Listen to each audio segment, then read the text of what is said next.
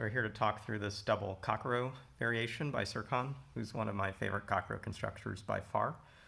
He makes these very narrow solving path puzzles. You can see a set of clues that aren't given. Like one of the hallmarks of his styles is there's just enough information to get to a solve. I haven't done this in many, many months, so this isn't a fully blind solve, but it's a semi-blind solve just because I don't really remember the puzzle too well. The thing I'll do is where I do always in starting a Kakuro is just sort of scan through all the clues in one direction, look at clues that have, just based on their number of cells and the value of them, some particular importance or minimalism to them, and then put in those clues and then do the same horizontally. I'll just mark these just conceptually, 23 and 3, 15 and 5. There's a little bit with a 33 and 5. There's actually a lot with 41 and 7, and my guess is actually the 2 long rows and 2 long columns are key. So let's talk about how to think about a 7 long clue. The way to think about it is it's almost all the digits that sum up to 45 except for 2 of them. And so when I see a 41 and 7, what I'm really seeing is it's the absence of 4, and 4 in 2 cells is a very fixed clue. So 1 and 3 are already accounted for in this column. The other digits must be placed. We can do something like that over here as well. We don't know which ones are missing, but it sums up to 7, which is to say 7, 8, 9 for sure in this column. Let's look down here. This is a 23 and 3. That's important. And the 16 and 5 is important. We're going to now look horizontally. 7 and 3 cells is limited to a 1, 2, 4. This is going to be missing a total of 14, which is either missing 6, 8, or 9, 5. We don't know which yet, but I'm sure that will stand out. This is a 4, 6, 7, 8, 9. When you have 34, this is missing a sum of 5, so it's missing 1, 4, 2, 3. Those are the ones that sort of, at least on first pass, are exclusively large. And then if we come through and actually look back at some of these, they do intersect with cells which are important. So the normal way I would have started this grid is by sort of marking all those places to look, although it's sometimes helpful as you get started in these puzzles know those places, just to just take any single one of those, like this 23, and say it intersects a clue like 18 and 5, where because as many of these 4 cells, the minimum they can sum up to is 10, you can put a 6 or 8 in the cell, but you can't put a 9 in the cell. If you put a 9 in that cell, you'd get 9 left over. You can't possibly get a sum that works that way. I've got 2 arrows pointing down this way and an arrow here, and so this cell looks like it's possibly constrained. And if we actually had done it at the start, the 15 and 5 cells is all the digits 1 through 5, and this I said was 4, 6, 7, 8, 9. And so the very first digit I think everyone is going to place in this grid is maybe that 4, and that leaves, these are more numbers than I like to write, but I'll just put them in. 1, 2, 3, 5, 1, 2, 3, 5. That leaves these. Something that I see right now, we hadn't marked this 20 as critical, but we've got some large-ish, I guess 6 is the smallest it can be, but largest digits here. And I just sort of take like a mental picture, like if 9 and 8 were here and then there are 4, like these 3 cells are already 21, which is more than the sum. And so there's probably some constraint here that matters. And I think the way to think about it is to consider these 2 sums together, and they share these 3 cells. And so this sum up here is 14 plus x, and this sum is x, and that's going to be 3 and 17. That's the only way that can work. So this is 1, 2. This is 8, 9. And this is 6, 7. So this looks to be one of the first uses of this geometry that Serkan's put in. And this geometry has a set of places where you have 2 clues that share a set of sums and have some leftovers. I actually think this set is going to do something like that too. Haven't fully thought that through yet. This set could do that too. We're missing the sum, so it's not going to be used here. Missing that sum, not used here, not used here. So I'm going to mark just mentally these 2 look to be other paired sums to come back to in a bit. Where were we? We were doing intersection things. We marked 3, 4, 1, 5. This cell coming down because it intersects looks somewhat important. I actually see at the start this is probably a 2 with a 4. The 1 is already accounted for in this column. This I can't say anything about. It's a 1, 2, 4, but this cell, if not for this 4, it looks like this is the other cell that you could place at the start, which is that a 33 always in 5 cells has its lowest possible digit as a 3. You can only leave behind 30 as the largest sum in the remaining cells, and so a 4 must be here. Once you know that there's no 1 in this column, a 2 must be there, and a 1 must be there. This 4 makes the rest of these cells 29 over 4, so it's a 5, 7, 8, 9. So we'll mark these in.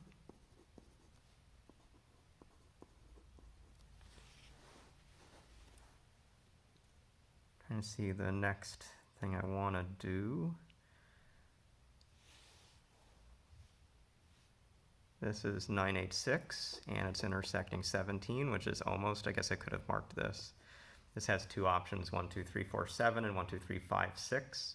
The largest digit in all those is a 7, and the smallest in this is a 6, and the next one up is an 8, so the 6 is certainly here.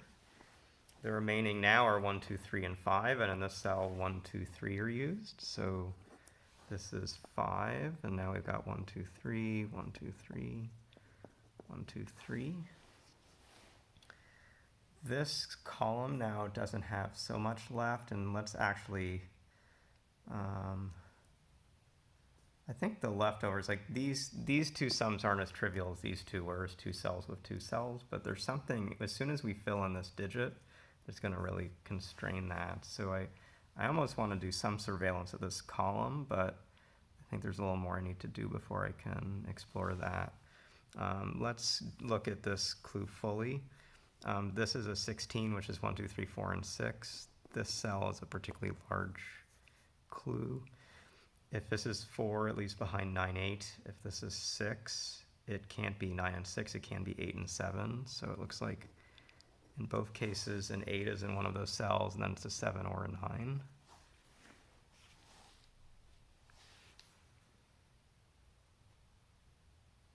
I think there is probably something important up here, because if this is a 6 or 8 cell, the remaining ones in the row, if it's an 8, it's 1, 2, 3, 4.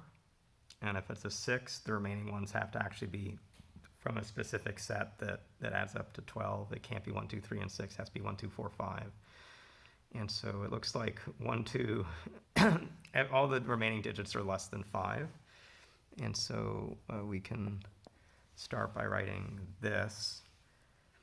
And what I'm seeing is we have marked in this column 5 very small clues, and in this column we've marked 4 very small clues. And we said at the start that the 2 missing digits sum to 7, which means the 2 missing digits are 1 and 6 and 2 and 5. If they are 2 and 5, we have 1 and 3, which would be the only remaining digits in this set. So this looks like a huge breakthrough. The missing digits in this column have to be 1 and 6. 2, 3, 5 are left over, and the remaining cells are 7, 8, 9. You already actually knew that down here.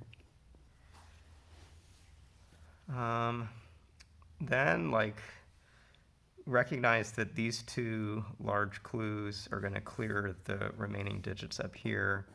These 2 cells have to actually be the same digit, and it can't be the 1, so the 1 has to be here. And I hope you sort of recognize why it is, but say like this were 2 and 3, the remaining ones up here are 1 and 5, and the remaining digit here is a 5, and those 2 are going to be the same.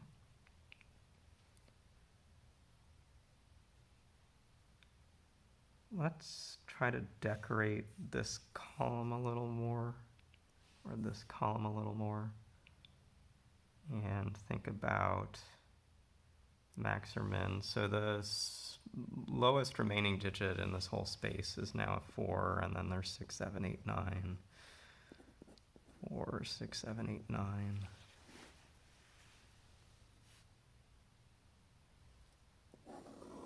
Thinking about this sum, the smallest it can be is with a 4, 6, 7 like we had before, which is a sum of 17, at least behind a 1 and a 3. The next smallest is 4, 6, 8, which is 18, which leaves behind a 1 and 2. Both of those say that a 9 doesn't go into this set of 3, and for sure a 4 does, and a 6 does.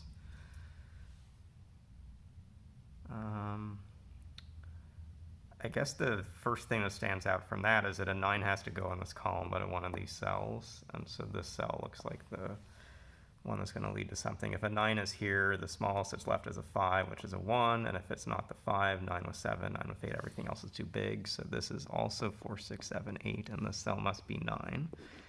So that's a challenging breakthrough, but a key breakthrough that forces these digits right to the side of it. What does that give us? It's not going to be over here, because these are small. We need a place where large digits matter. This clue actually looks to be it.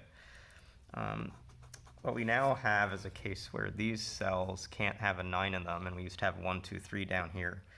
A 1 needs to have a 9 with an 8, and a 2 has a 9 with a 7. Those don't work. We've actually forced a new maximal sum that's only as big as 15 with a 3. Get that in. This is now 1, 2 coming across. We said at the start that these two cells could add up to 3 or 4. But what I see is that if a 3 is in the cell, another 3 is in that cell, and so this now really has to add up to a total value of 3. That means that the set in this set is 4, 6, 8. So the 7 is no good. That's the first thing I see. So this is the big 6. We have 4, 8 in these cells with this 8. This is the 4. This is the 8. This top one is the 7. That's actually opened up a ton of the puzzle. 9 and 8 and 7 can't be here, so this must be a 5 and a 3. This 8 makes the 6, 8 option for this long row impossible. So 5 and 9 are missing here. And 5 and 9 and 8 sort of all seeing. This is the 5, this is the 8, and the 9 not possible. 7 must be in the cell. The remaining ones to place are 9 and 8, but this cell still sees this 8. This is 9, this is 8, this is 9. Coming across, the only digit that's left that this can be is a 6, which forces the 8 above, which forces that 9. This 8 means the sum of this were 2, 3, 4. So let's get rid of these and say 2, 3, 4, 2, 3, 4.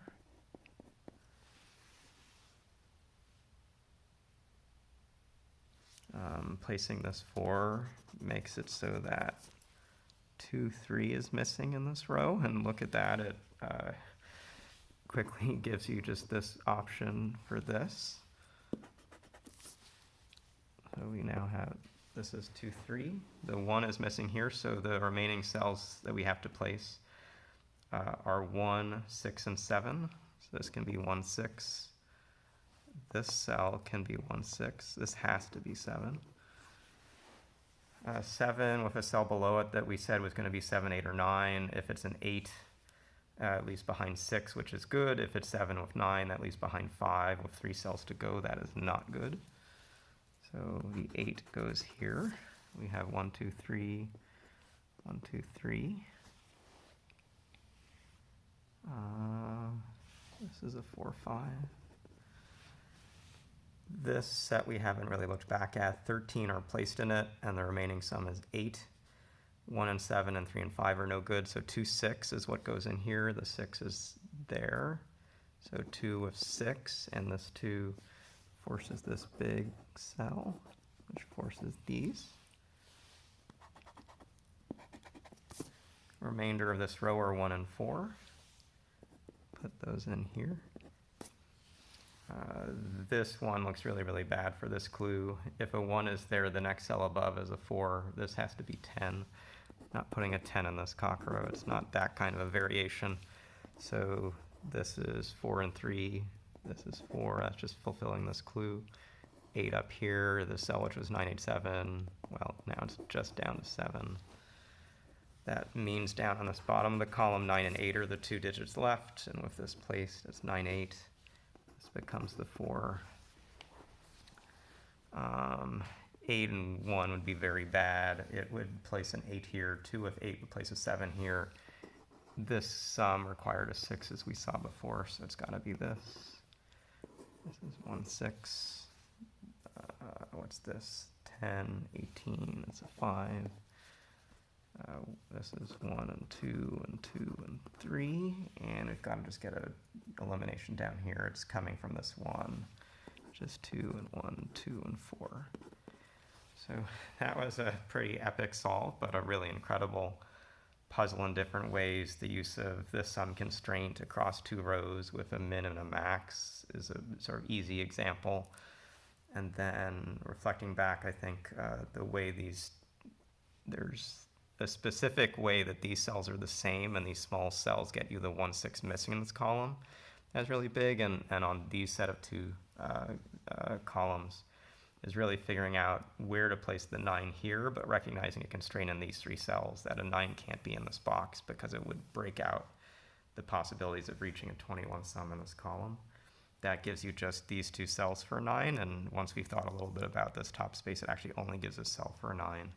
These 2 9s becoming this 8, 7, becoming this cell has to be 4, 6, 8. This was the big breakthrough right on this cluster here. So that was a set of different kinds of steps, but a steps that add together to a successful solve. Hopefully you learn a little bit about both this puzzle, but also ways to think through and look at challenging Kakuro puzzles in general.